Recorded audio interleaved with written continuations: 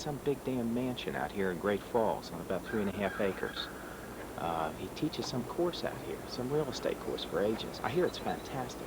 You know, I've heard the same thing. Wasn't that the same John Unruh that went to Georgetown? Yeah, got out with honors. Smart. He was a brilliant student. Absolutely. So, probably the smartest son of a bitch I've ever seen.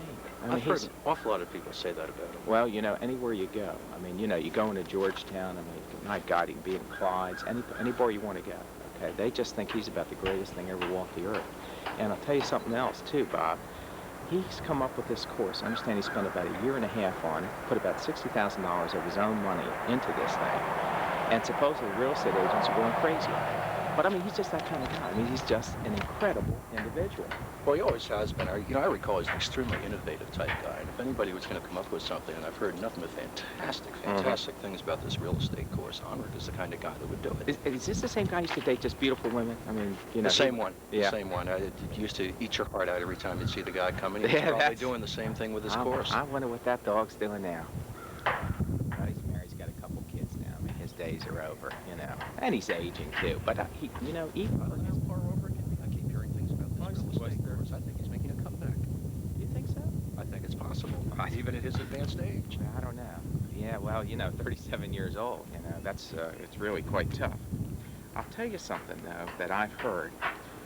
I've heard that you know, now that he's even on to greater heights, and he's been absolutely very successful his whole life. You know, he was Lauren Foster's top agent in 1976.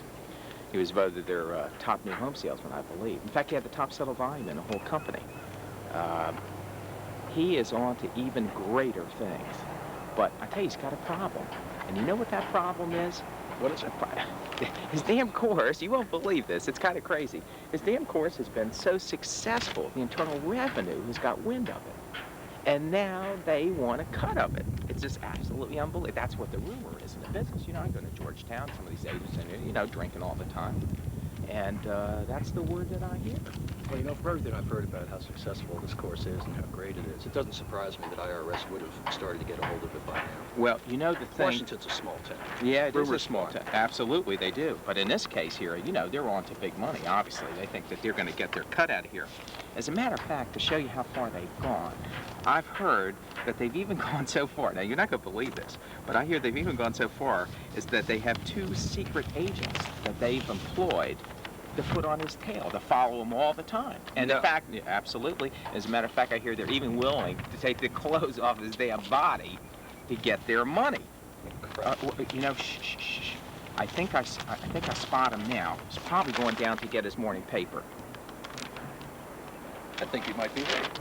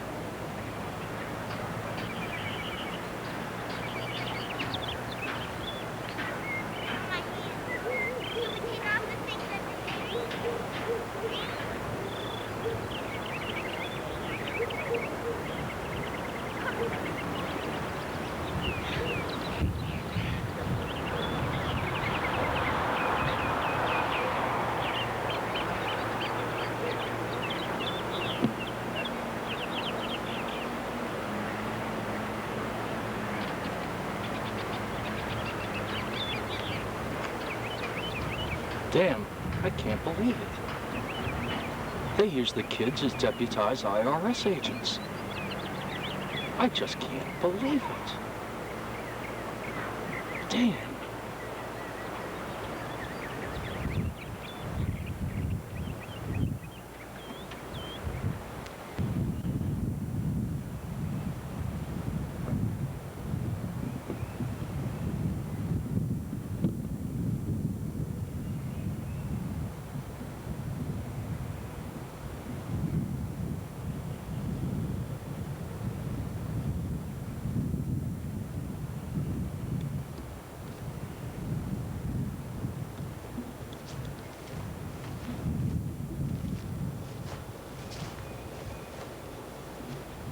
Ladies and gentlemen, this is a dramatization of what really could happen if the Internal Revenue found out just how successful this course is.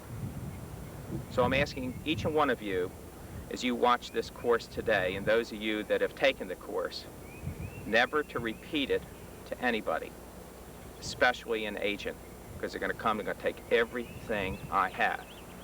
As a matter of fact, I'm going to ask all of you now to stand.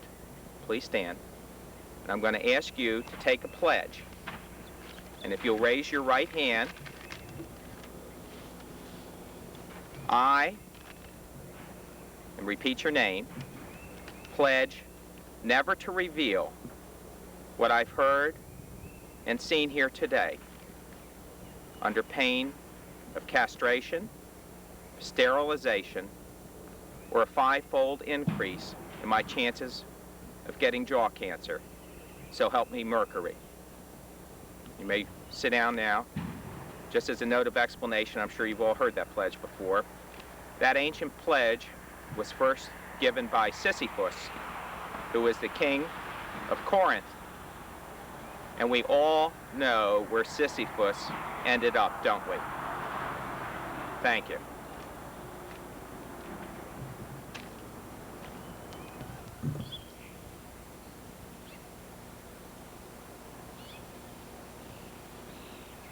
Harry, what's happened? Well, not too much, Bob. I tell you, he's a crazy guy, isn't he? He sure is. I don't believe him. I hear that he's going to take this camera inside his house now and kind of show everybody where they sit down, and he beats all this knowledge into them. That ought to be interesting. I'm kind of curious about that myself. Yeah, I know. You know, he's so crazy outside. I wonder what the heck he does inside. You ever taken this course? Well, I tell you, I've been thinking seriously about it, but I'm kind of afraid that maybe my kids might kind of turn around and get me too. Yeah, you're right. Well, anyway, let's go in and take a look. All right.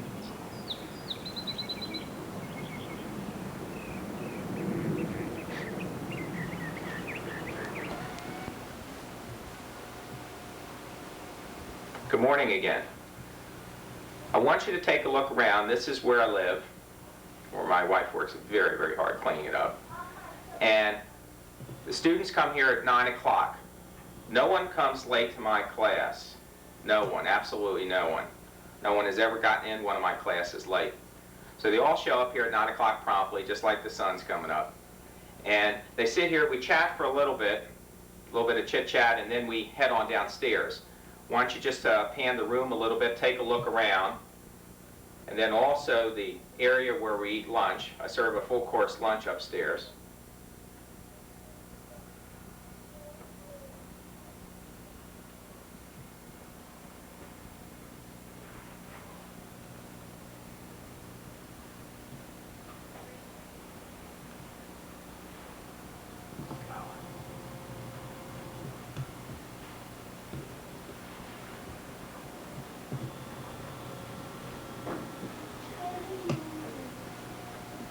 By the way, that stained glass that you're on now, that came out of the Secretary of War under Lincoln's house.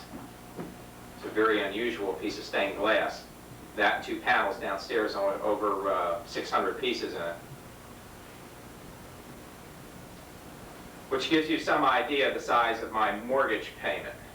It's outrageous.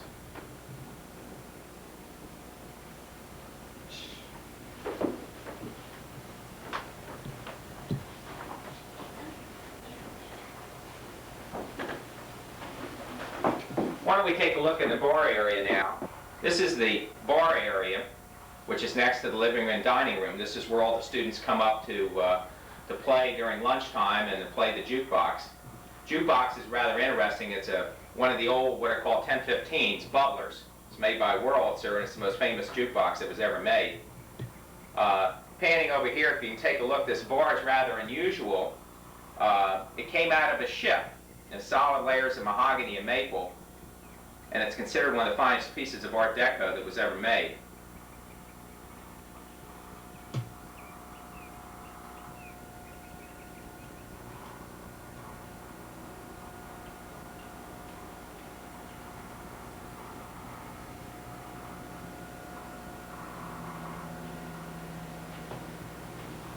By the way, while Bob is panning back and forth in the room here, I have a song I'd like to dedicate to the Internal Revenue. And we'll kind of head on downstairs with this. Keep it rolling. I want him to hear this nicely. This is by the Ink Spots. Found this fast-paced music in this house.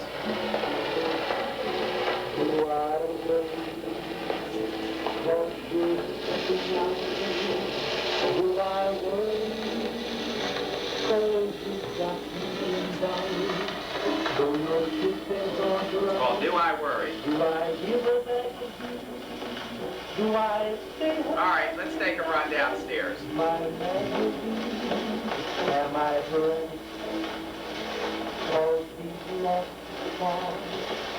When I come over here. Welcome back. This is the downstairs of my house, and where the students actually go into class and sit down for 8 hours of me dumping this stuff in their heads. During lunchtime, if they have a little bit of time, which they do, they can come down here and play on my snooker table, which is a rather unusual table. This table was made in 1858. It's the only one of its kind in the country, and it was in the Argentine embassy when rescued. The bumpers actually are still good on it, the original bumpers. And the backboard here, that you can see, is a very unusual backboard. They still do not understand, it's all inlaid ivory. They still do not understand how this game was played. No one in Brunswick can tell us. If you take a look around the room, you'll see a TV over there. It's a 26-inch Sony with a video camera. Now, the film that you're about to see of my course was made yesterday. And for students who have taken my course, they are eligible during certain times of the year to come back and actually sit down, go over the tape. It's about a 6-hour tape, bring their notebooks, and review what they've taken. So they have more than one opportunity to learn the course.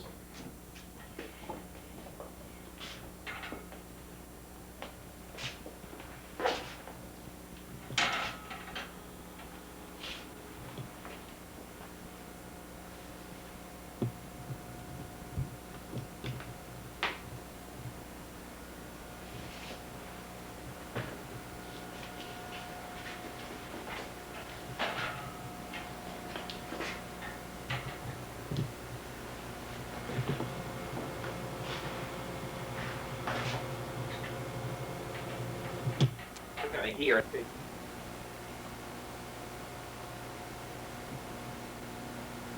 And this is my classroom. I can handle up to 7 students, but I prefer not to have more than 5 or 6.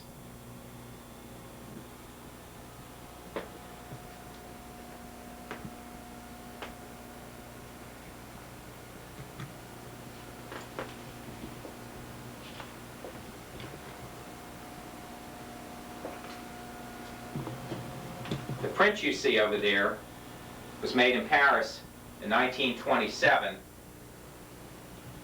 was very rare. It's done by a man named JLO.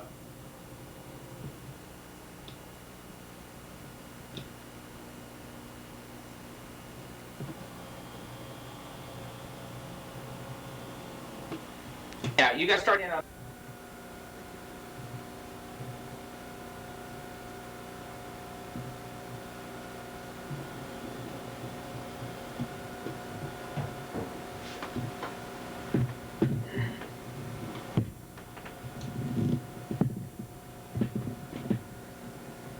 welcome back.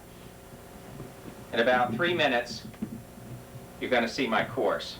This is a course I taught yesterday to an office of people who I would say combined probably have over 60 or 70 years experience. It was a lot of fun. We really enjoyed ourselves teaching successful marketing through qualifying for the 19As. This is an extremely valuable course. It's a unique course, quite frankly.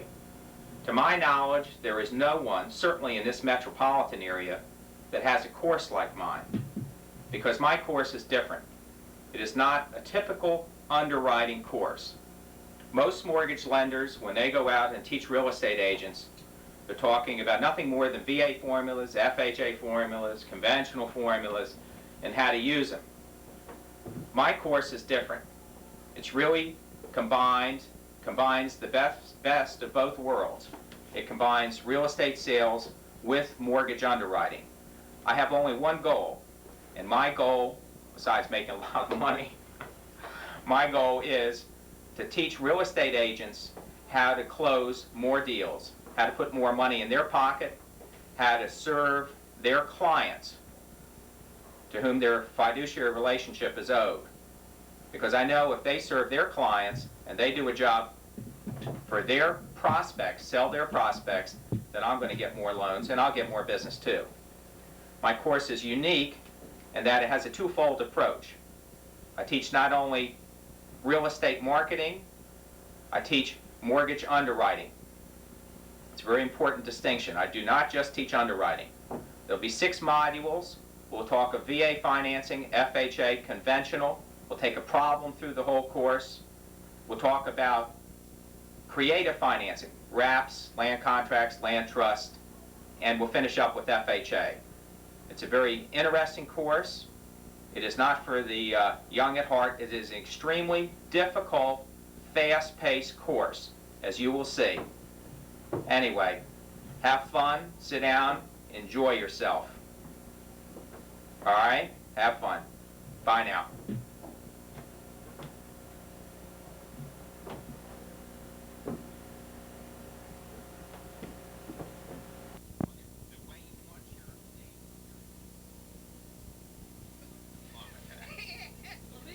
Look, that's the E off Ann. You be sure to put an E on Ann. Otherwise it's Ann. Make sure you spell it right. Ann. I have actually a very distinguished group here today. Don't we? All pros. Huh? Everybody been around a long time? No, I'm not. See, I teach all different. How much experience do you have? A little over a year. A little over a year. Okay.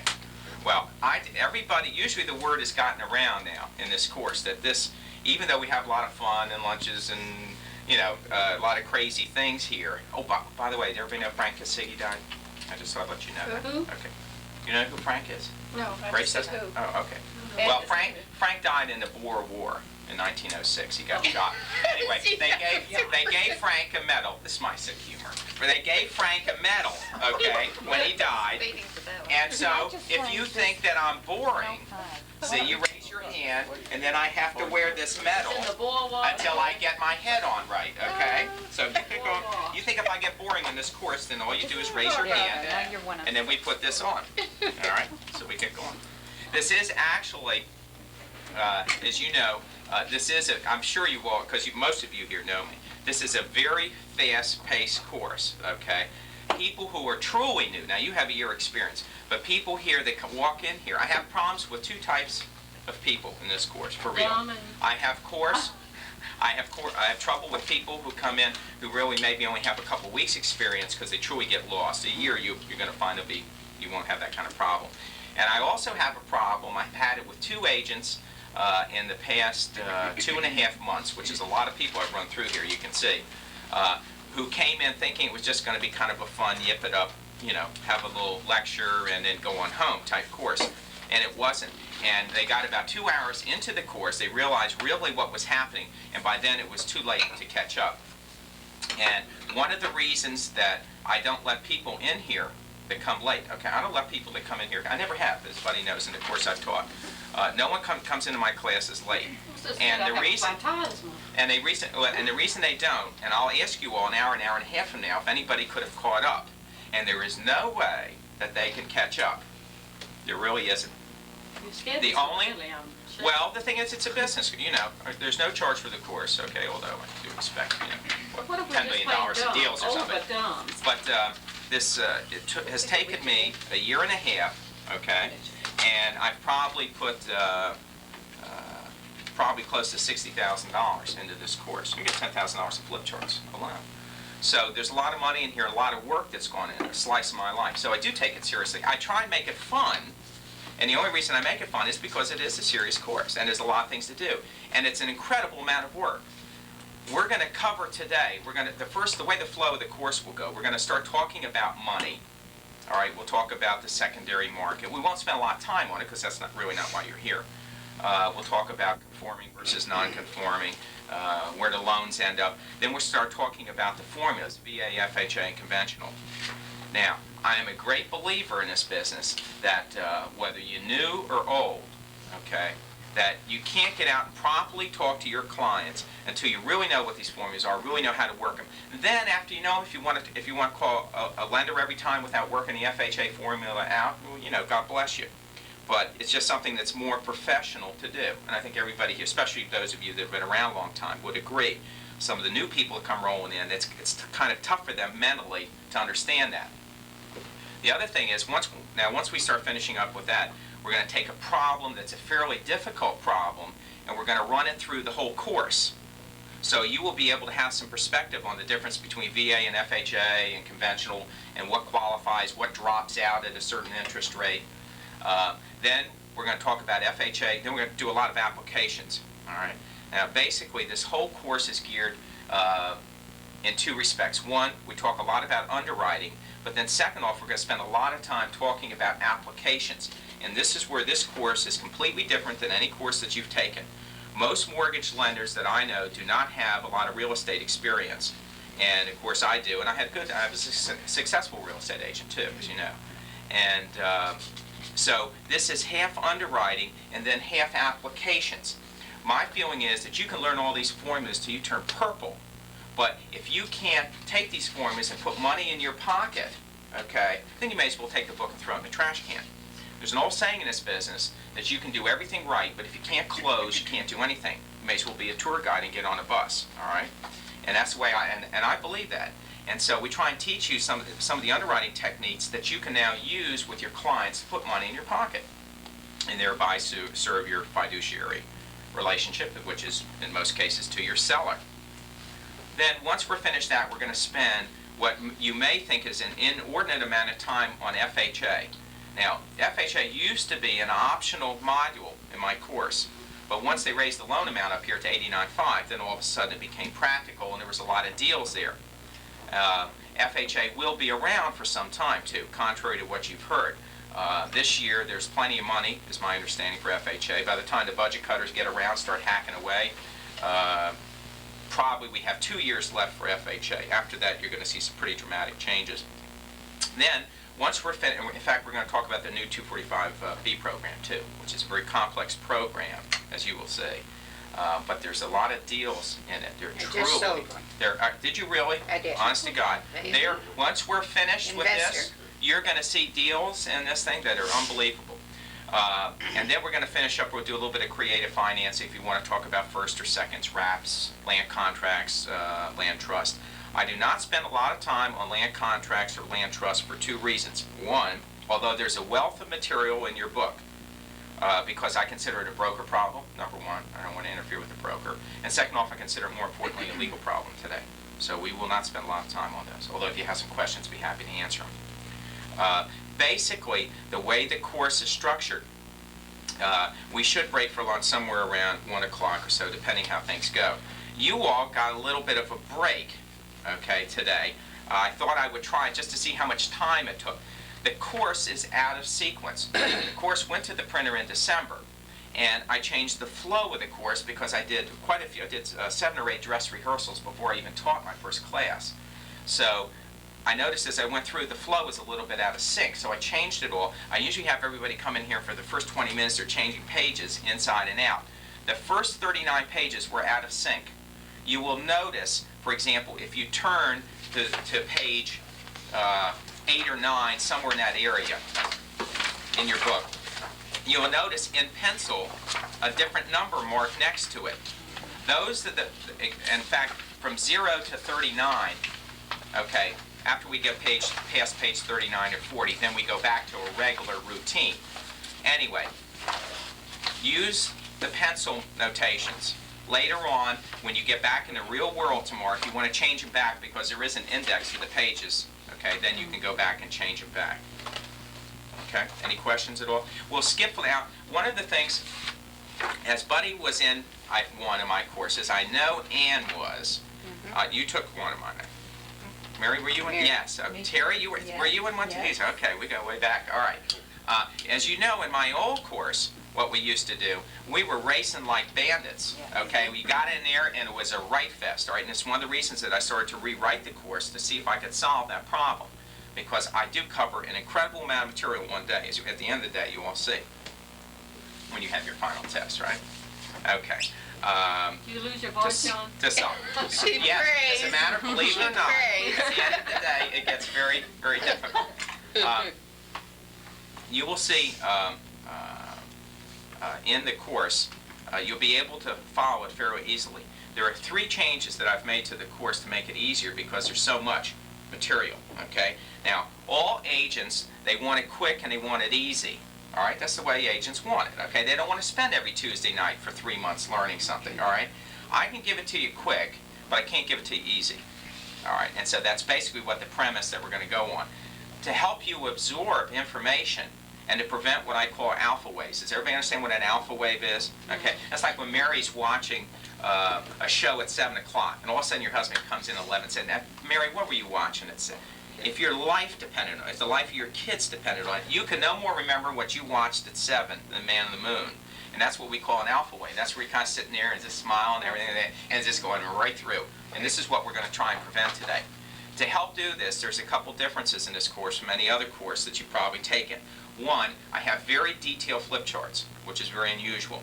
The second thing is I have extremely detailed notes. The notes will correspond to the flips usually. So, you have a choice today. You can look at the flips, you can look at your book, you can look at me.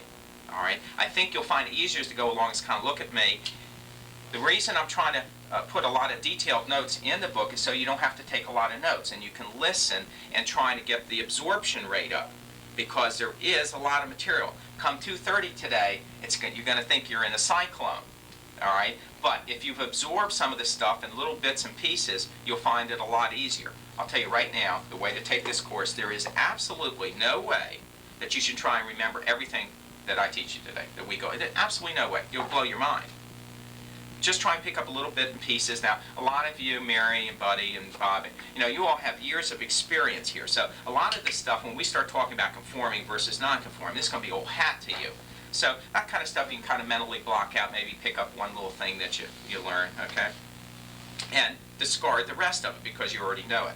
And you'll find you absorb a lot more. Now, basically, the way we're going to start off, now I've already really gone over quite a bit of this. Basically, we're going to start off with the secondary market. All right, we're going to talk about Freddie Mac, we're going to talk about Fannie Mae, we're going to talk about Ginnie Mae.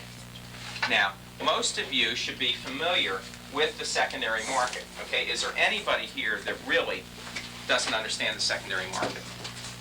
Okay, there shouldn't be anybody. Basically, as you know, in the secondary market, we're really talking about the 3 major vehicles today. And the secondary market gives us flexibility, doesn't it? Okay? That's really what it does. It gives us flexibility and it gives us liquidity more than anything else. It gives us the ability to dump money, get new money to re-lend out. Okay? Because we're really going full cycle, aren't we?